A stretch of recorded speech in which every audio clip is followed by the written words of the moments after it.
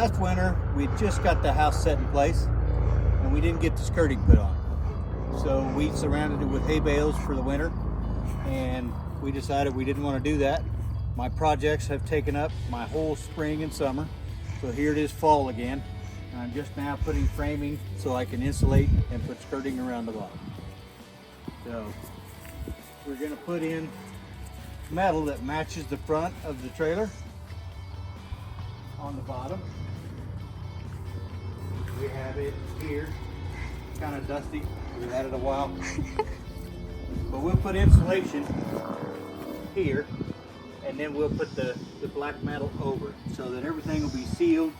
No wind and cold get in there, and keeps everything nice and neat. You can see the grounds doesn't slope up, so we'll cut accordingly for that. When it's all done, it'll have this all the way around the bottom and look really nice and finished. So we'll send you more pictures when we're done. Okay, back again with an update. We showed you the framing for doing the insulation underneath the tiny house, and now we've got insulation going on. We're most of the way done. Thought we'd do a video to show you. We've got high density styrofoam, which has an R factor 7.5, which is good for what we're doing underneath. You're just trying to protect the underneath of your home. Keep the wind out of there is the biggest thing. And we try to make it fit tight and not have any air gaps. Any little places where you have one, we have spray foam that'll go in there. You'll notice there's no penetrations in it. So as we work around, you can see we've kept everything pretty tight because we don't want any air gaps. I will also film. I have a tape that'll go on here to seal any other cracks that you see that are smaller. And again, you'll notice it's nice and clean. There's no penetrations. You'll see here, this is the drain line from the mini split system. You don't want that underneath your house. You don't want moisture underneath there. Just keep it nice and clean. So you can see we've done all the way around here.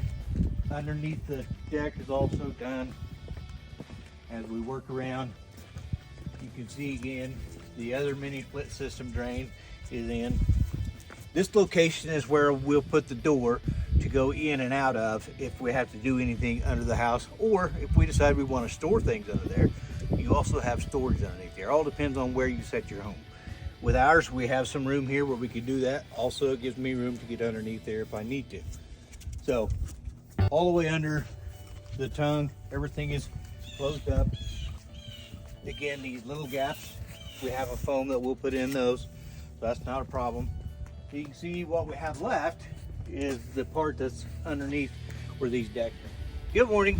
Another installation of Sean's little tips and tricks for the day.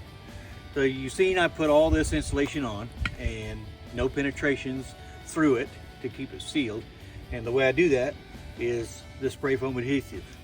So it works much better and it's way faster.